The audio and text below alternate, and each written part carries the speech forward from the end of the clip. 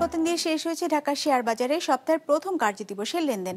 সার্বিক সূচক DSC x ৪৯ point কমে দাঁড়িয়েছে ৪,৯৭৮-এ। বেচা কেনা হয়েছে ৪৯২ কোটি টাকার। লেনদেনে অংশ নেওয়া প্রতিষ্ঠানগুলোর মধ্যে দর বেড়েছে ৫৭টির, কমেছে ৩০৬টির, আর অপরিবর্তিত আছে ২৮টির দর। এবার বাজার নিয়ে বিশ্লেষণ শুনবো ব্র্যাকিপিএল স্টক ব্রোকারেজের। আজ ডিএসইএক্স ইন্ডেক্স ক্লোজ হয়েছে ৪,৯৭৮.77 পয়েন্টে, যা গত বৃহস্পতিবার থেকে ৪৯.37 পয়েন্টস কম।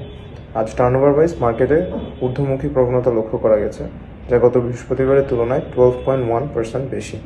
উল্লেখ্য, আজকের সেশনে লার্জ ক্যাপ সেক্টরে নেগেটিভ পারফরমেন্স লক্ষ্য করা গেছে, যার মধ্যে হাইয়েস্ট লস হয়েছে এনবিএফআই সেক্টরে, followed by fuel and power and engineering. Turnover wise top সেক্টরগুলো ছিল যথাক্রমে engineering, followed by textile and fuel and power.